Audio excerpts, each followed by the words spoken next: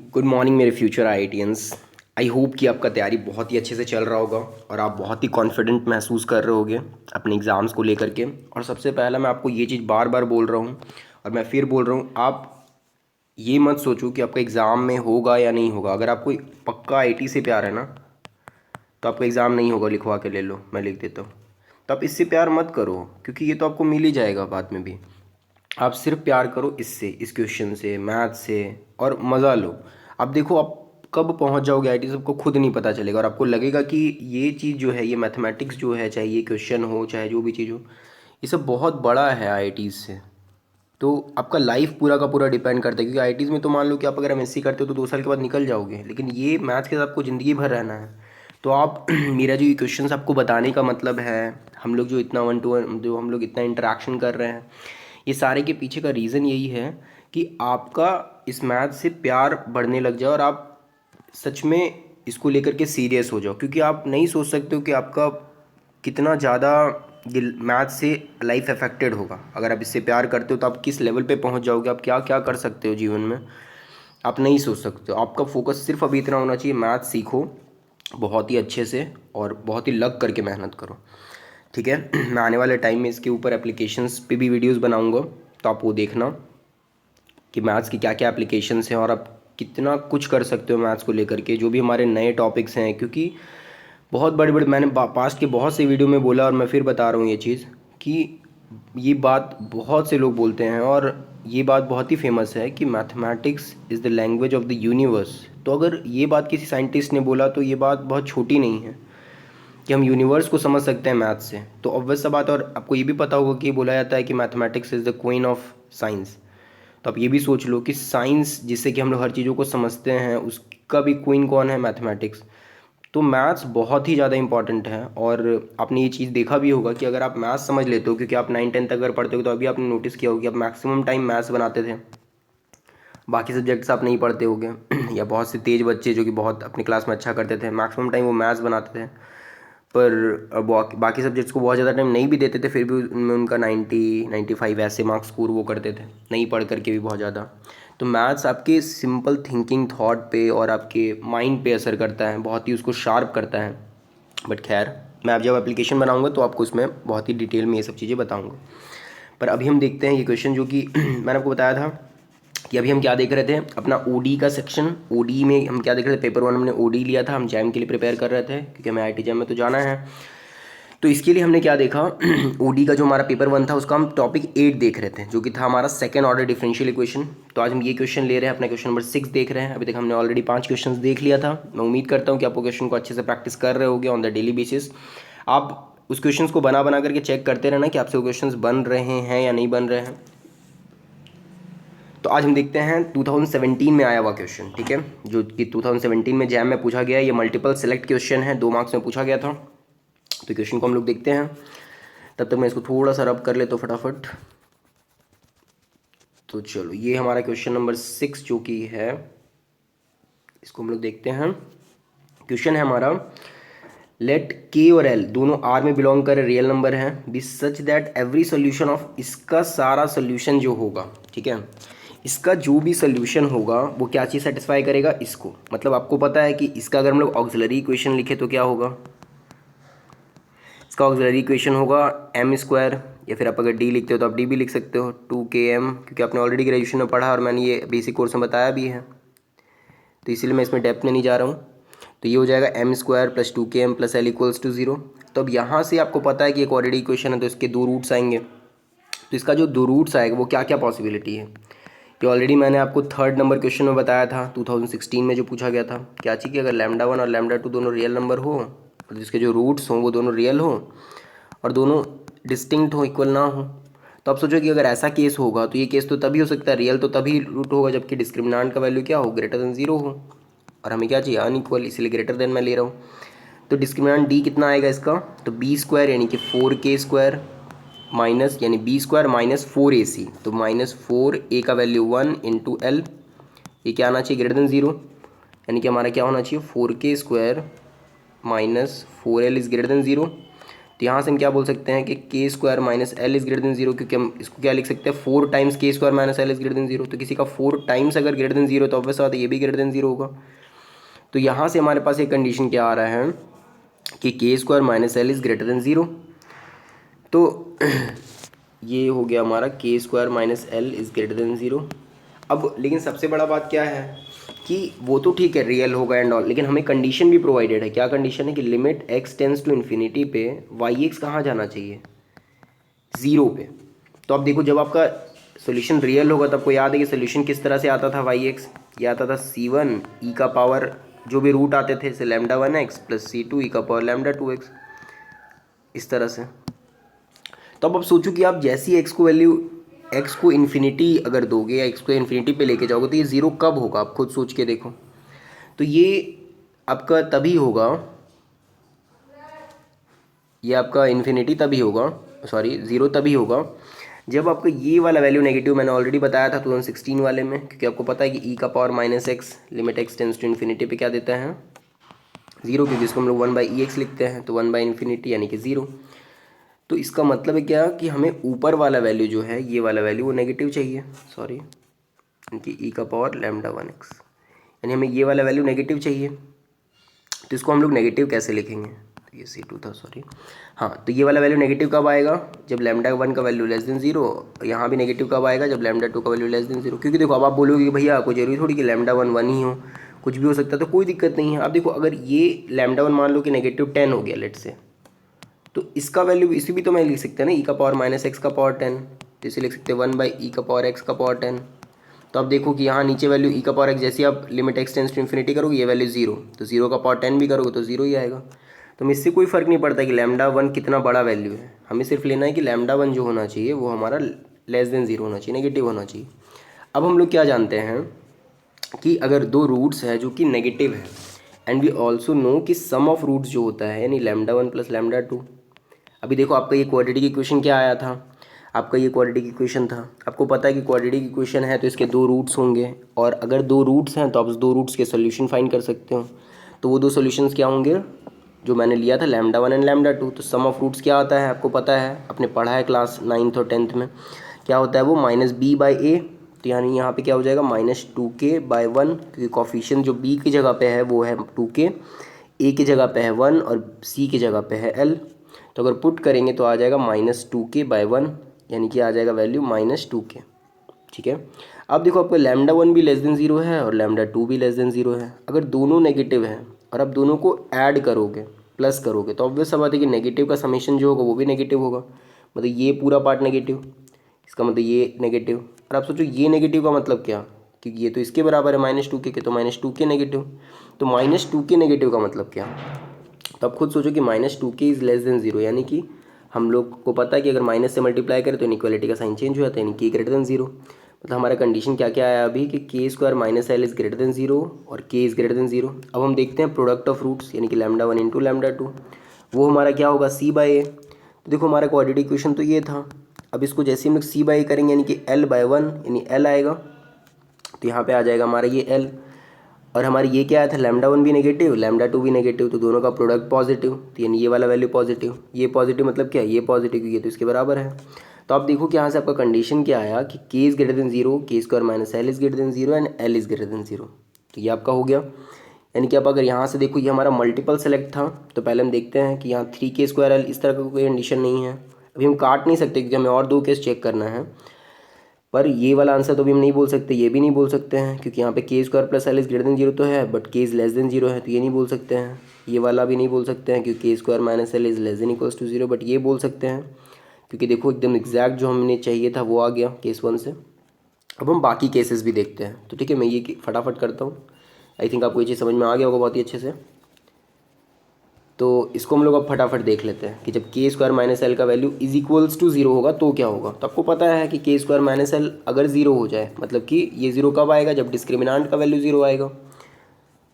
और ये जैसे ही डी का वैल्यू, देखो यहाँ पे जो डी का वैल्यू मैंने ग्रेटर देन ज़ीरो जब लिया था तो आपका क्या हो रहा था, हमारे रूट्स आ रहे थे रियल और डिस्टिंक्ट, लेकिन जब इक्वल लेंगे तो हमारे रूट्स क्या आएंगे, यहाँ जब अगर हम इक्वल लेंगे तो हमारे रूट्स इक्वल आएंगे, वहाँ पे डिस्टिंक्ट आ रहे थे, तो ये इक्वल हो जाएगा, यानी कि के स्क्वायर माइनस एल का वैल्यू क्या हो जाएगा, इज इक्वल्स टू ज़ीरो। तो जैसे k square minus l is equals to zero हो जाएगा, तो यानी कि ये हमारी कंडीशन आ गया। और यहाँ से फिर हम फिर वैसे निकालेंगे सम ऑफ रूट्स, तो यानी lambda one plus lambda two दोनों तो बराबर है, तो ये भी लैम्डा यानी कि 2 लैम्डा है, ये वैल्यू नेगेटिव। और इसका 2 लैम्डा का हमारा मतलब कि सम ऑफ रूट्स हमारा आता है कितना है, माइनस बी बाई यानी कि -2k।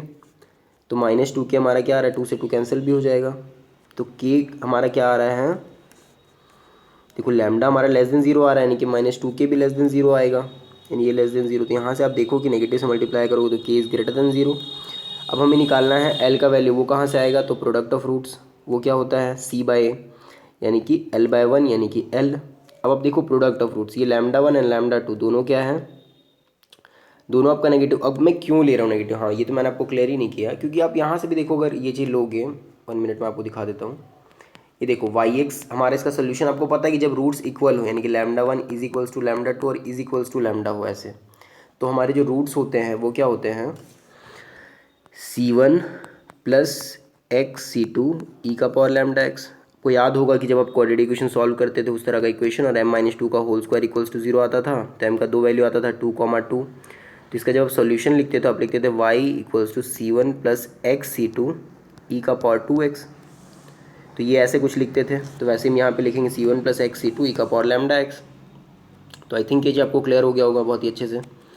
तो अब हम देखते हैं नेक्स्ट, मतलब कि ये क्यों हो रहा है, ये जो मैंने आपको लिखा बताया कि लैम्डा नेगेटिव लेंगे पॉजिटिव क्यों नहीं ले सकते हैं। तो देखो जैसे कि मैंने ऑलरेडी 2016 वाले क्वेश्चन में बहुत ही अच्छे से क्लियर किया था, तो वही चीज़ मैं आपको यहाँ पे फिर बता रहा हूँ कि अगर लैम्डा हमारा पॉजिटिव होगा तो ये वैल्यू तो आपको पता है इन्फिनिटी पे जाएगा, क्योंकि एक्स जैसी आप इन्फिनिटी दोगे तो ये पूरा वैल्यू, क्योंकि एक्स यहाँ पे ऊपर ही में है तो इन्फिनिटी से वैल्यू मल्टीप्लाई होगा, तो ज़्यादा से ज़्यादा पॉसिबल क्या हो सकता है कि माइनस इन्फिनिटी हो जाए, C2 नेगेटिव होगा तो।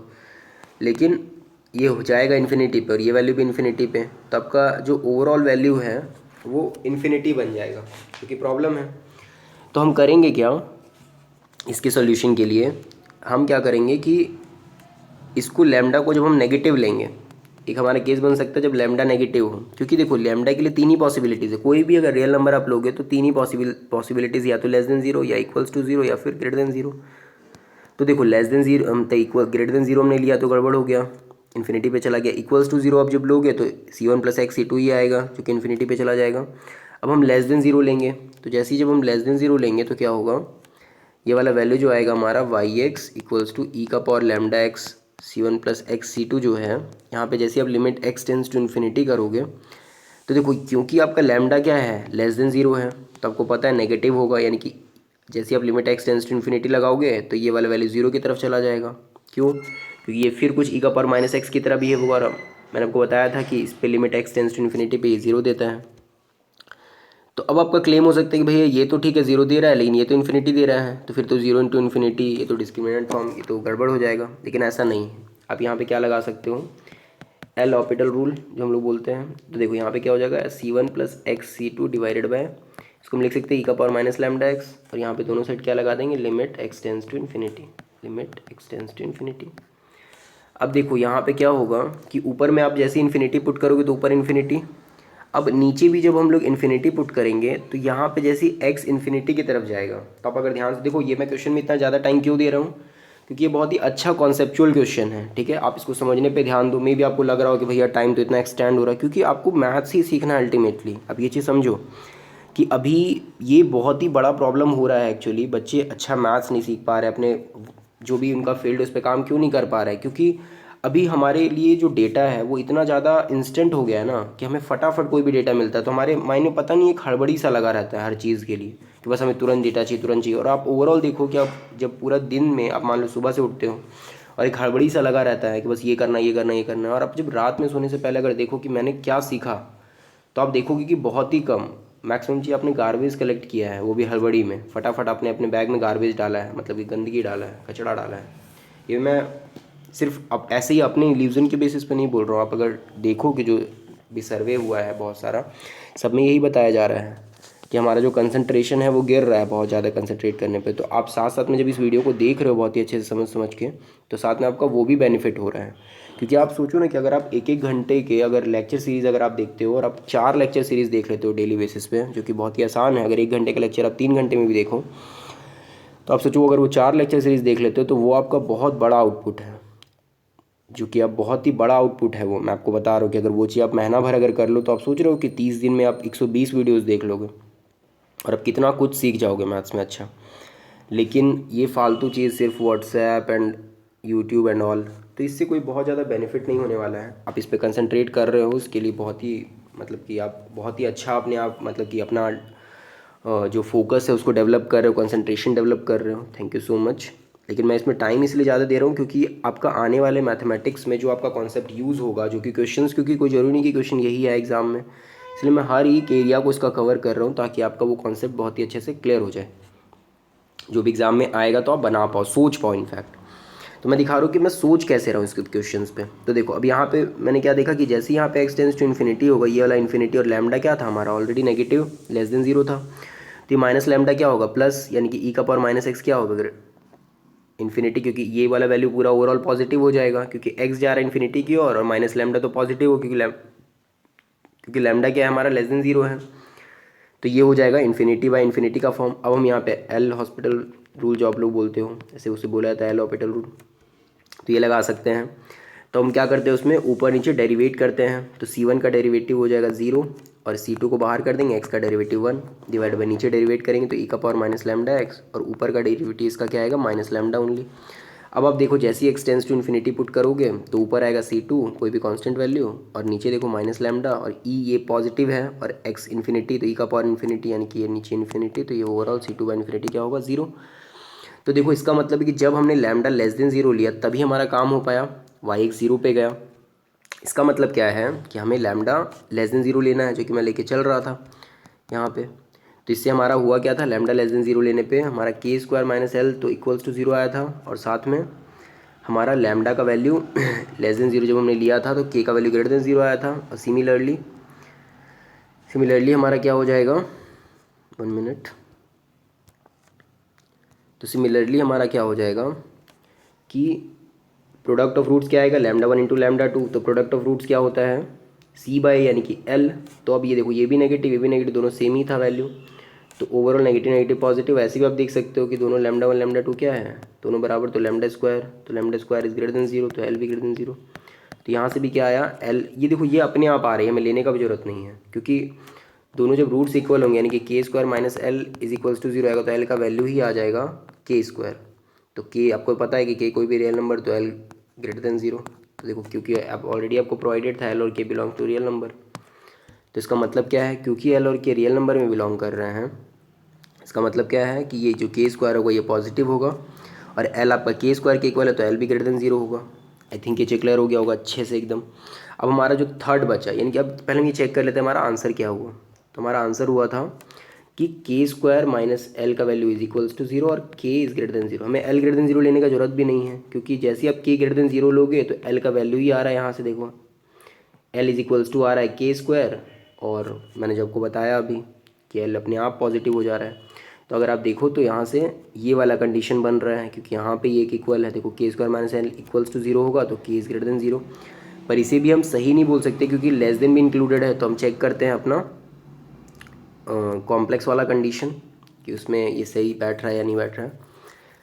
तो हमारा वो जो कॉम्प्लेक्स वाला कंडीशन है उसको हम लोग चेक करते हैं, जो कि है कॉम्प्लेक्स कब आएगा, कॉम्प्लेक्स रूट जब आएगा जब आपका लैम्डा 1 और लैम्डा 2 जो हो वो कहाँ बिलोंग करे, सी में। और आपको पता है कि अगर कॉफिशिएंट्स रियल होते हैं तो ये जो रूट्स होते हैं ये पेयर में एग्जिस्ट करते हैं। पेयर में एग्जिस्ट करने का मतलब क्या है कि अगर लैम्डा 1 का वैल्यू अल्फ़ा प्लस आई बीटा है तो लैम्डा 2 का वैल्यू क्या होगा अल्फ़ा माइनस आई बीटा, ये होगा। तो अब यहाँ से क्या होगा कि आप जैसे ही निकालो कि सम ऑफ रूट्स, तो ये सम ऑफ रूट्स क्या आएंगे 2 अल्फ़ा, और आप जैसे ही निकालो product of root lambda 1 into lambda 2 तो क्या आएगा alpha square plus beta square. अब आप देखो प्रोडक्ट ऑफ रूट आपका क्या होता है, ये तो ऐसे ही आपको दिख रहा है कि alpha square plus beta square greater than zero, क्योंकि अल्फ़ा और बीटा दोनों रियल में बिलोंग करेंगे। और आपको पता है कि अभी प्रोडक्ट ऑफ रूट्स क्या था हमारा एल आया था, तो यानी कि ये प्रोडक्ट ऑफ रूट एल होगा, तो अल्टीमेटली अपने क्या ला दिया कि L is greater than zero, तो ये एक आ गया। और ये जो कि अपने आप आ रहा है यहाँ पे आपने कुछ किया नहीं, अगर आप ध्यान से देखो तो ये अपने आप एल ग्रेटर देन जीरो हो रहा है, क्योंकि अल्फ़ा और बीटा अगर रियल में है तो ये अपने आप ग्रेटर देन जीरो आ जाएगा। और फिर हमारे कंडीशन क्या होगा कि लैम्डा 1 प्लस लैम्डा 2 यानी कि 2 अल्फ़ा, लेकिन हमें कंडीशन चेक करना पड़ेगा कि अल्फ़ा का वैल्यू क्या होना चाहिए। तो हमें पता है कि सोल्यूशन हमारा अगर इस तरह से, अगर ये रूट्स इमेजनरी हो तो ये कब होता है, जब कोई भी क्वाड्रेटिक इक्वेशन जैसे हमारा आया था m square plus 2km plus l equals to 0, इसके हमने रूट्स क्या लिए हैं, ये और ये। तो आपको पता है ये रूट तभी आता है, मतलब कि जब ये रूट आए तो हम इसका सोल्यूशन क्या लिखते थे, ई का पावर ये रियल पार्ट वाला यानी कि अल्फ़ा एक्स और C1 cos beta x plus C2 sign beta x, तो ये हम लिखते थे ऐसे। तो आपको पता है कि ये वाला जो वैल्यू होगा साइन और कॉस का, ये -1 + 1 के अंदर ही रोटेट करेगा, मतलब C1 C2, ये कोई मतलब कि कोई फाइनाइट वैल्यू देगा। तो और हमें क्या बोला जा रहा है कि limit x tends to infinity लेने पे, यानी limit x tends to infinity लेने पे ये वैल्यू क्या हो, 0 पे जाए पूरा वैल्यू। तो 0 पे ये कब जाएगा, ये 0 पे तब जाएगा जब अल्फ़ा का वैल्यू नेगेटिव हो, क्योंकि देखो जैसे ही अल्फ़ा नेगेटिव होगा तो 1/e का पावर अल्फ़ा एक्स, मतलब ये नीचे नेगेटिव वैल्यू मतलब आ जाएगा। मतलब समझ लो कि अब ऊपर नेगेटिव है, मतलब अल्फ़ा नेगेटिव है, तो इसका मतलब क्या, आपको पता है कि e का पावर -x क्या होता है, tends to 0 as x tends to infinity. तो हमारा अल्फ़ा जो होना चाहिए वो लेस देन 0 होना चाहिए, और जैसे ही अल्फ़ा लेस देन 0 होगा तो आप देख सकते हो यहाँ से कि हमारे यहाँ पे देखो वैल्यू ऑलरेडी हमने ला के रखा है, क्योंकि हमारा अल्फ़ा लेस देन 0 है और हमने अल्फ़ा क्या ला के रखा है, देखो यहाँ सम ऑफ रूट्स क्या ला के रखा है 2 अल्फ़ा, जो कि क्या हो जाएगा लेस देन 0। तो आपका अल्फ़ा क्या हो गया, लेस देन 0। अब यहाँ से प्रोडक्ट ऑफ रूट्स मतलब क्या आ गया हमारा, अल्फ़ा लेस देन 0 और अल्फ़ा इसका वैल्यू क्या आएगा -2k, क्योंकि सम ऑफ रूट्स क्या आएगा -2k, यानी कि -2k इज़ लेस देन 0, तो k का वैल्यू क्या हो जाएगा ग्रेटर देन 0। तो k का वैल्यू ग्रेटर देन 0 यहाँ से भी आ गया आपका। और साथ ही साथ आपका क्या होगा, क्योंकि हमने लेके चला है कि जो रूट्स हैं वो कहाँ लाई कर रहे हैं, जो रूट्स है वो लाई कर रहा है कॉम्प्लेक्स, मगर कॉम्प्लेक्स रूट आपको पता है तभी होता है जब डिस्क्रिमिनेंट का वैल्यू t का वैल्यू क्या हो, लेस देन 0 हो। और d लेस देन 0 का मतलब क्या, जब आपका b² - 4ac का वैल्यू जो वो लेस देन 0 हो। और इस केस में b² - 4ac क्या बनेगा आपका 4k² - 4l is less then 0, यानी कि k² - l is less then 0। यानी जब हमारा k² - l लेस देन 0 होगा तो हमारा k क्या होना चाहिए, ग्रेटर देन 0। और जैसे ही k ग्रेटर देन 0 होगा तो आपका देखो यहाँ से भी आप देख सकते हो कि k² - l जो है वो लेस देन 0 अगर है तो अपने आप यहाँ से हमारा क्या निकल रहा है कि k² is less then l, मतलब l जो है वो k² से भी बड़ा है, और k आपका सोचो ऑलरेडी रियल है, रियल यानी पॉजिटिव स्क्वायर करने पे। तो आप सोचो कि अब l जो है वो इससे भी बड़ा है, पॉजिटिव से भी बड़ा है, तो अब साथ l भी पॉजिटिव होगा खुद। तो ये अपने आप आ रहा है, इसलिए हमें सिर्फ कंडीशन में क्या लेना है कि k² - l अगर हम लेते हैं लेस देन 0 और k को लेते हैं ग्रेटर देन 0 तो हमारा काम हो जाएगा। तो अगर आप नोटिस करो यहाँ पे तो यही ऑप्शन आपका दे रखा है, ऑप्शन नंबर 10, ये वाला जो सी नंबर, क्योंकि k² - l is less then 0, equals वाला हमने देख ही लिया था, और k ग्रेटर देन 0। तो इसका ऑप्शन ऑप्शन हो जाएगा सी और डी। थोड़ा सा वीडियो लंबा बन गया था पर मैंने आपको बहुत ही डिटेल में इसको बताया है, क्योंकि मैं अगर आपको शॉर्ट में बता दूँ और आपको क्वेश्चन समझ में ना आए तो उसका कोई बेनिफिट नहीं है। तो चलो थैंक यू सो मच, आप मुझे बताना कि वीडियो आपको कैसा लगा।